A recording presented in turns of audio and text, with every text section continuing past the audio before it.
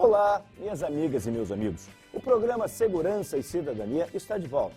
E hoje vamos abordar uma viagem importante que fizemos a Brasília e acompanhamos vários eventos que têm a ver com a segurança pública do nosso país e a modernização do arcabouço jurídico, que regulamenta e estabelece a atividade policial civil nos estados. Vocês vão ver a importância dessas medidas serem aprovadas, serem colocadas em disposição para que os policiais possam prestar melhores serviços, para que possam investigar melhor e reduzir essa sensação de impunidade e de insegurança que impera nos nossos dias.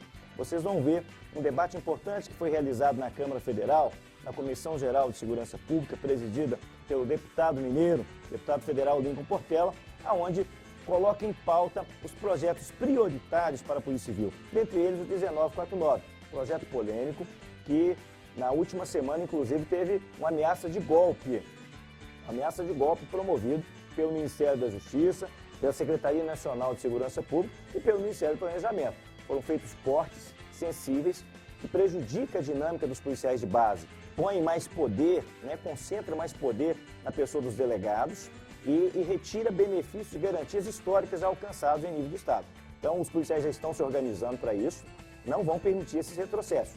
Vocês vão ver também a reunião do Conselho de Entidades, com 27 estados representados, reunião da Cobrapol, que aconteceu em 2 dias, lá no Hotel Carlton, nessa última terça e também na quinta-feira, onde deliberaram ações pontuais importantíssimas para que a modernização e a valorização das polícias judiciárias realmente aconteça nesse estado.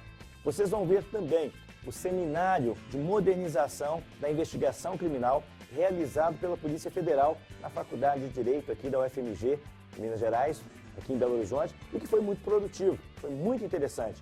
Vamos ver também o momento intersindical das nossas parcerias, dos sindicatos que participam do mundo do trabalho, valorizando os nossos operadores, porque eu sou Denilson Martins e o programa Segurança e Cidadania começa agora.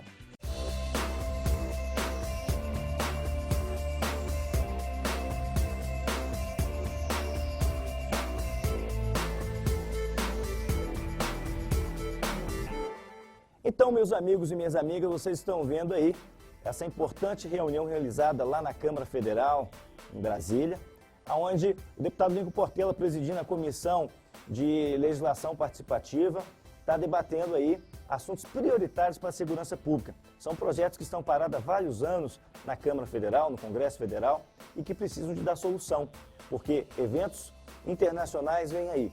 O problema sério da segurança pública não pode ficar sem soluções, sem investimento.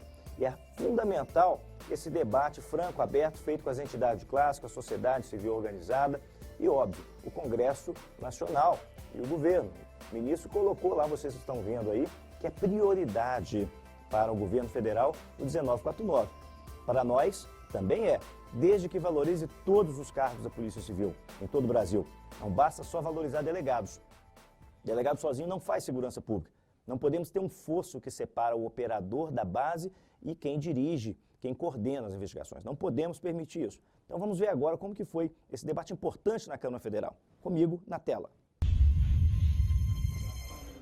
Bom, sobre o problema da segurança pública no Brasil, nós temos propostas e já encaminhamos para o governo por diversas vezes. Fizemos um congresso com nossos pares no Amazonas, em Manaus, e lá eles decidiram que nós temos que lutar por uma carreira única. Nós entendemos que é inconcebível não ter uma carreira única no organismo policial. Hoje as polícias civis dos estados estão completamente desmotivados. Os colegas estão desmotivados. Se os senhores entenderem o fosso, o abismo salarial entre os que entram na base e os delegados que são nossos superiores, é um absurdo. É mais ou menos acima de 15 mil reais em alguns estados. No estado do Ceará, por exemplo, o delegado de polícia, senhor presidente, percebe um salário de 21 mil, enquanto que os policiais que estão lá colocando peito nas ruas, nas vielas, coletando provas para o processo que se diz do inquérito policial, lá eles estão percebendo absurdo. Citei o estado do Ceará, mas tem também no Rio de Janeiro, que lá o governo retirou os delegados e colocou uma parte. Não faz parte da Polícia Civil quando se trata do plano remuneratório. É uma vergonha para o nosso país quando não valorizamos todos os policiais civis, todos os policiais federais e os nossos colegas policiais militares. É uma vergonha para o Brasil, que é a sexta potência mundial, pode-se chegar à quinta potência mundial e trata seus policiais pagando R$ 1.500 para ele investir a própria vida em prol da vida. Assunto sério isso aí, né? Importante. Parabéns aí, deputado Lincoln Portela, que está fomentando, está trazendo para si esse debate. É muito sério e nós vamos acompanhar de perto. Não só o Sindipol, mas também a Cobrapol, as entidades filiadas, porque nós temos interesse direto nisso, não só classista, mas também em função do sindicato cidadão. Estamos pensando na segurança do povo, na segurança da nossa sociedade, na redução dos índices de homicídio e no combate e enfrentamento ao tráfico de drogas, que deixa sequelas, deixa esse rastro de sangue na sociedade. E em falar nisso, nós vamos mostrar agora também como foi a reunião extraordinária do Conselho de Entidades da Cobrapol, nossa Confederação Brasileira de Policiais Civis, que reuniu nos dias 26 e 27, lá no Hotel Carlton, lá em Brasília, e tomou deliberações importantes a respeito desses temas. Comigo, agora na tela. Mobilização nacional. Bom, a mobilização nacional ela é muito ampla. E nós colocamos aqui porque o governo tem acesso a essa publicação. Toda publicação de categoria, o governo tem acesso, né, pelo seu serviço de inteligência e diz, olha, eles estão convocando e estão se mobilizando. Há então uma legitimidade e legalidade para a gente começar a nossa discussão sobre a mobilização nacional. Isso foi visando já uma resposta negativa por parte do governo federal em relação à nossa demanda da lei geral que está tramitando lá no Congresso.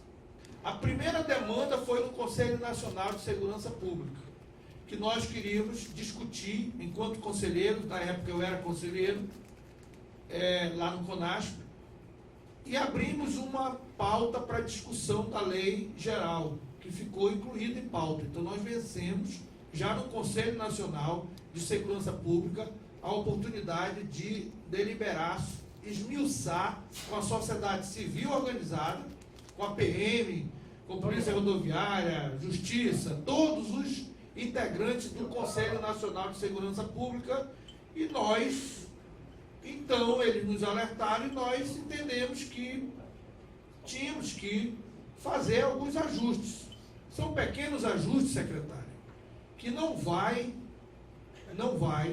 no todo, tirar o conteúdo principal, as diretrizes principal desse projeto, porque ele tão somente vai consagrar o que é a aspiração de todos. Uma polícia menos corporativa, uma polícia equânime, além do que a gente ainda entende que tem muitas outras coisas aí que nós não concordamos. Então, mas o básico nós queremos tratar se for feitas essas alterações. Caso não sejam consideradas pelo governo, aí nós não iremos trabalhar pelo consenso para aprovar na Câmara.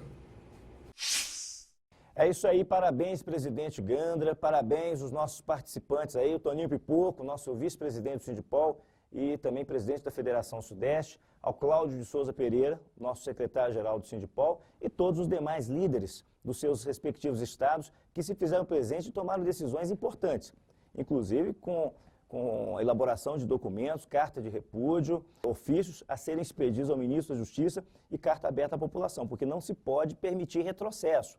Nós avançamos muito nos estados, temos estados aí onde já tem curso superior, tem estados aí onde tem fração do salário da base para o salário da cúpula da polícia. Nós temos aí o crescimento vegetativo da população acompanhando o crescimento do número de policiais. Isso é importante para a segurança pública. Então não podemos permitir que uma legislação que foi construída, que foi reivindicada pela base, seja transformada em subterfúgio, em um prêmio de consolação para delegados. Não podemos, na verdade. Nós valorizamos os delegados, é um cargo de fundamental importância para a segurança pública, não abrimos mão deles, mas temos que ter benefícios para todos. Não se pode fazer elitização da polícia, não se pode fazer elitização da investigação criminal. Então é por isso que estamos aí nessa luta. Parabéns, presidente Ganda, e na próxima semana, com certeza, haveremos de estar lá em Brasília para acompanhar de perto essas negociações. Ou o governo federal diga que veio e dê propostas efetivas para a mudança do modelo de segurança pública e valorização dos operadores, ou então poderá haver uma greve geral da Polícia Civil em todo o país. Greve geral da Polícia Civil em todo o país. É muito sério isso que está acontecendo e vamos acompanhar isso de perto. Programa Segurança e Cidadania vai fazer um breve intervalo, mas volta já. Não saia daí. Empréstimo rápido é com a Coopcesp. Para atender as necessidades do cooperado, o Super Especial é um empréstimo que tem como diferencial o crédito rápido e sem burocracia, não precisando de avalista. O valor é de até R$4.000 e pode ser dividido em até 4 vezes, com juros de apenas 1,5% ao mês. Ligue agora, 31 3227 5529 ou compareça em nossa sede, Uberaba 315, Barro Preto, Belo Horizonte.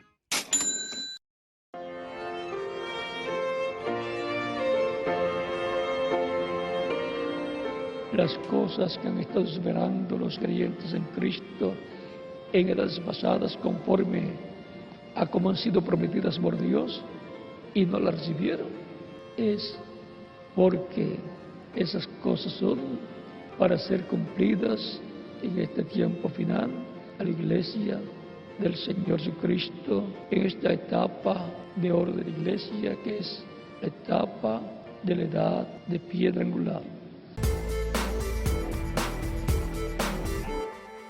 Nós agora vamos ver a terceira parte dessa importante caminhada nossa lá em Brasília. Foi o terceiro dia de debates, inclusive da reunião com a secretária nacional de Segurança Pública, doutora Regina Mick. Ficou estressada, ficou extremamente irritada com as cobranças que nós fizemos. Afinal de contas, a Lei Geral 1949 não é apenas para delegados. Só para vocês terem ideia, a palavra delegado é utilizada 18 vezes nessa lei. Isso é lamentável. Para eles, cargo técnico, jurídico e científico. E para nós, apenas cargo técnico. Só para se ter uma ideia, a eles é caracterizado o caráter de risco da profissão. Para nós, não. Deverá ser feita uma lei complementar a ser aprovada a posteriori. Então, são questões como essa que criam um clima de desconfiança, são retrocessos, e a secretária nacional, que tem status de ministra, não gostou nada de ouvir essas verdades. Vocês vão ver esse clima de irritação, esse clima de falta de confiança que foi estabelecido na relação entre os movimentos, entre o movimento sindical, entre a Cobrapol, os sindicatos, a ela afiliados, e o Ministério da Justiça e a Secretaria Nacional de Segurança Pública.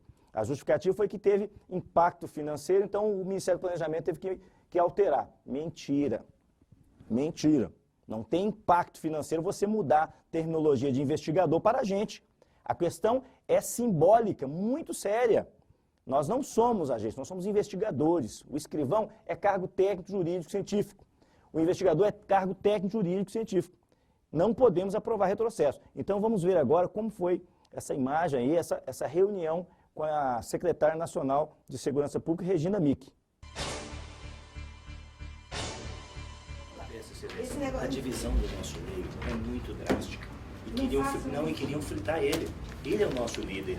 Ele tem um apoio do Oiapoque, que é o Chuí, com exceção de Brasília. Ah, então o senhor está me dando confirmação de manual? Não foi isso não. Não é isso não. Teria que vir dizer, não. Eles queriam jogar no meu colo. Por favor. Descredibilizar a legitimidade da Polícia Civil está aqui se colocando diante da senhora. Para voltar ao mesmo processo do passado. Só a Polícia Militar tem vez. Só a Polícia Militar. Mas isso aí... E Brasília tem vez. Não, mas isso aí eu vou dizer uma coisa para o senhor. Marcelo, para cá, com a carta, tem uma veio isso à incongruência aqui, tem uma incongruência. Com a A carta, incongruência não foi levada em a consideração. hora que o ministro, quando o ministro pegou essa carta, Mas é isso que eu estou ele dizendo. disse para mim, é essa polícia que você defende, que está te atacando? Foi isso, foi pior. Não houve ataque, secretário. Qual foi o ataque? Vamos ser específicos. Pega Vou pedir para resgatar. Vamos ser pontual. Pega. É isso aí, vamos continuar, porque senão a polícia vai parar. Se não houver negociação, se não houver resgate, das propostas, dos encaminhamentos feitos e beneficiar a todos e toda a sociedade com a lei democrática republicana que fortaleça a instituição Polícia Civil nos estados, vai ter uma greve geral e a polícia vai parar. Não é isso o que as entidades de classe querem, mas precisamos dar a nossa contribuição. O governo federal é muito omisso em segurança pública. O governo federal deixa de lado a segurança pública nos estados. Então, nós estamos prestando um serviço à sociedade, exigindo que o governo federal venha dizer qual que é o seu projeto, qual que é a sua meta para mudar esse modelo de segurança pública. Nós agora vamos para um outro momento que a Polícia Federal pôde nos oportunizar, que foi o segundo seminário de modernização das polícias que ocorreu aqui na Faculdade de Direito da UFMG, em Belo Horizonte, onde tivemos lideranças, tivemos autoridades no assunto, nos mostrando possibilidades, luzes no fim do túnel para melhorar a investigação criminal. Comigo, agora na tela. Estamos aqui no segundo Seminário Internacional de Modernização das Polícias Judiciárias. Rodrigo, qual a importância de um seminário dessa envergadura para a estruturação das polícias judiciárias no Brasil? O objetivo principal aqui do seminário é que a gente realmente debata a atual estrutura de polícia judiciária existente no Brasil. Esse modelo que a gente utiliza de polícia vem de 1800. É um modelo muito arcaico e que não sofreu consideráveis mudanças. Então a gente precisa rediscutir esse modelo arcaico para realmente ter uma polícia cidadã, uma polícia com qualidade, com eficiência. Uma das maiores cobranças dos operadores de segurança pública é a falta de arcabouço jurídico para isso. Nós só temos o artigo 144 da Constituição Federal, que desde 1988 estabelece que é uma responsabilidade dos estados a dinâmica da segurança pública dos estados, na verdade, a Polícia Civil, a Polícia Militar, e no caso da União, a Polícia Federal. Mas até nesse quesito, Polícia Federal, não se tem uma lei orgânica, consolidada, com as atribuições bem específicas dos cargos, com os parâmetros, os marcos regulatórios necessários para uma modernização da investigação, uma investigação moderna, eficiente. Comenta um pouquinho disso para nós. Será que um seminário dessa envergadura ajuda a pautar a agenda política dos marcos regulatórios do sistema? A gente espera que ajude sim, tanto que a gente trouxe membros tanto do Judiciário, trouxe parlamentares, trouxe o Ministério Público também, para debater com a gente aqui e a gente formar até propostas que possa levar juntamente à Câmara dos Deputados. A gente não pode ter uma Constituição limitando o que uma polícia vai fazer. A gente não podia ter isso, a gente tinha que ter essa limitação sendo dada por leis que são mais facilmente modificadas. Né? Agora, com relação às atribuições especificamente da Polícia Federal, a gente tem uma coisa que é até pior. A gente tem nossas atribuições sendo dadas por uma portaria do Ministério do Planejamento em 89. E essa portaria não estava prevendo a existência de internet, o ingresso de profissionais com nível superior e todas as modificações que a gente vem sofrendo ao longo aí das últimas 2 décadas. Então a gente precisa tirar essas atribuições de uma portaria e jogar essas atribuições realmente em lei. Estamos lutando para isso agora, junto à Direção-Geral do Departamento de Polícia Federal. Vamos levar essas propostas para o Ministro da Justiça para ver se a gente consegue realmente uma lei com as nossas atribuições. Isso é muito importante. E o que o Rodrigo fala é uma questão até de coerência e compatibilidade. Não se pode tratar a dimensão de polícia judiciária, de polícia federal, no Ministério do Planejamento. É, no mínimo, inócuo. Nós desejamos aí um bom seminário para todos e o programa Segurança e Cidadania continua. Ok, de volta aqui com o programa Segurança e Cidadania. Vamos agora para o nosso momento intersindical. Momento dos nossos parceiros deixando a sua mensagem forte e positiva sobre a dinâmica da prática dos serviços que prestam.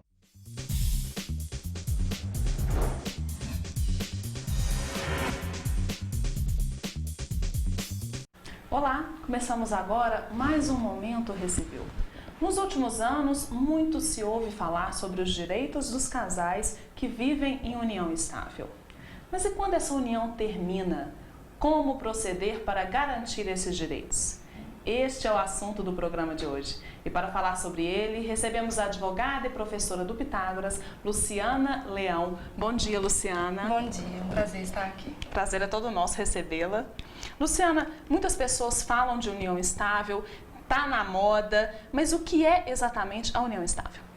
Olha, a união estável é a união entre duas pessoas que, com o objetivo de constituir família, formam aquele relacionamento estável, duradouro, contínuo, público, e aí elas têm a proteção e a tutela da mesma forma, com as suas distinções do casamento. Tudo isso, assim, quando a gente fala, Luciana, é muito bonito, é prático, né? Mas quando essa união termina, o que a pessoa precisa fazer para comprovar que ela viveu essa união? Olha, a união estável ela é uma união informal, né? Então, para isso, ela precisa de um conjunto probatório. Não é da mesma forma que o casamento, que basta ali uma certidão de casamento, né? Então, eu preciso de juntar um conjunto probatório para que se prove essa união estável.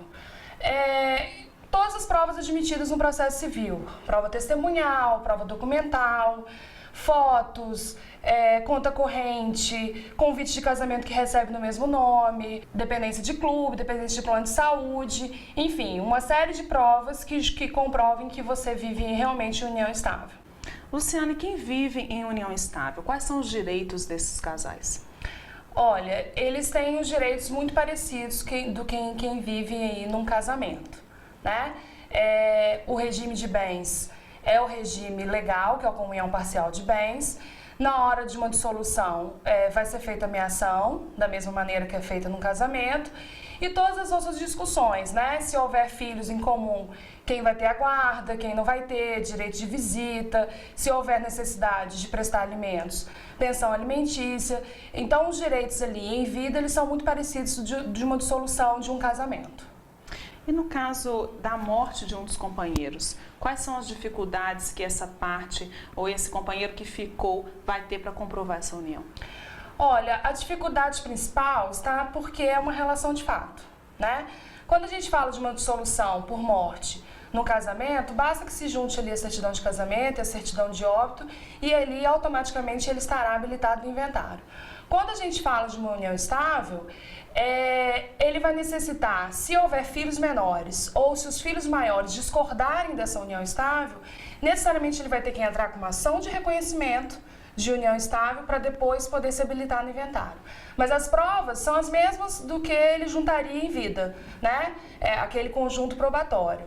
A existência de filhos comuns e coabitação, ela facilita, mas ela não é necessária, mas ela facilita na hora de uma comprovação. A escritura, ela é necessária, lavrada em cartório, para essa comprovação? Não, não é necessário, até porque a relação ela é pautada em fatos, né? Não é necessário, mas é possível. Caso a pessoa queira um resguardo um pouco maior, é possível ela fazer tanto por um instrumento público ou particular, mas ela não é necessária. Eu consigo provar com outros meios de prova. Essa escritura seria mais um meio de prova? Mais um meio de prova. Um meio é uma prova forte, mas é mais um meio de prova. Luciana, e nesse caso da morte de um dos companheiros, quais são os direitos dos filhos daquele casal? Não, aos filhos serão resguardados os mesmos direitos, porque essa relação de paterno-filial, ela não é pautada na relação do casamento ou na relação oriunda de uma união estável, né? Desde a Constituição de 88, os filhos são iguais, independente da sua origem. Então, aos filhos fica intacto, seus direitos são totalmente resguardados, garantidos. E existe uma média de tempo nessa comprovação da união estável, comprovação judicial? Não. Antigamente existia um tempo, né? Muito antigamente 5 anos, depois reduziram para o prazo de 3 anos, mas hoje em dia não tem esse tempo. Então, ela vai ser pautada justamente naquele conjunto probatório, naquela relação duradoura, estável, mas não existe um tempo exato. Vai ser uma análise das provas e dos fatos mesmo.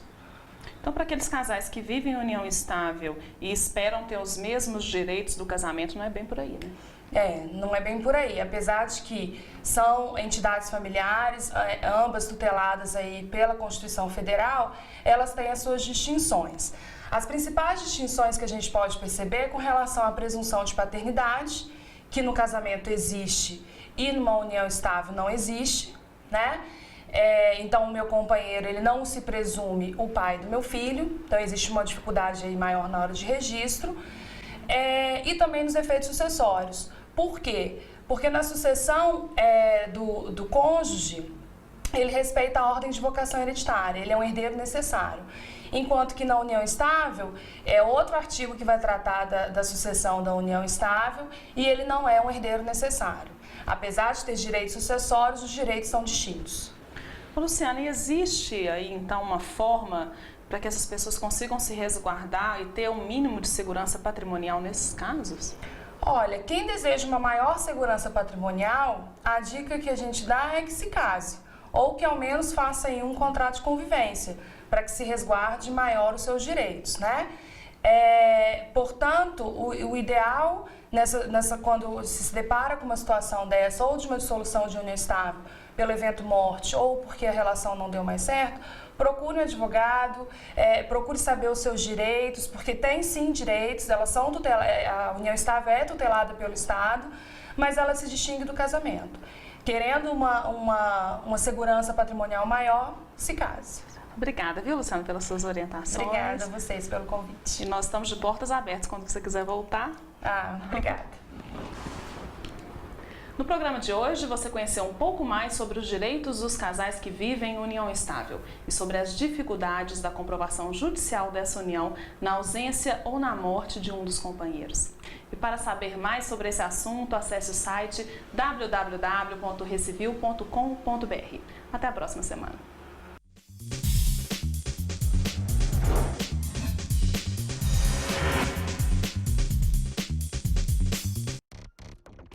Fundado em 1990, o Sejusmig é o sindicato que representa os servidores da Justiça de Primeira Instância do Estado de Minas Gerais. São 22 anos de luta em defesa de um judiciário que respeite e valorize seus servidores, garantindo-lhes as condições dignas de trabalho necessárias para a prestação de bons serviços à sociedade. Além da sede em BH, na Avenida Amazonas, 2086, no Barro Preto, o Sejusmig conta com a estrutura de mais 9 regionais em todo o estado. Neste 2012, o sindicato atingiu a marca histórica de mais de 10 mil filiados. Se você ainda não é filiado, entre no site www.sejusmig.org.br. Filie-se e fortaleça este importante instrumento de luta dos trabalhadores da Justiça Mineira. Juntos, somos mais fortes.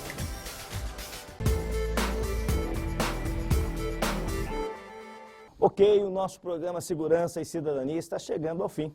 É isso mesmo. Nós viajamos aqui sobre vários temas importantes. Falamos sobre a nossa viagem a Brasília, sobre a convocação da reunião extraordinária da Cobrapol, onde debatemos aí o andamento e a tramitação do projeto 1949, que foi totalmente alterado pelo Ministério da Justiça.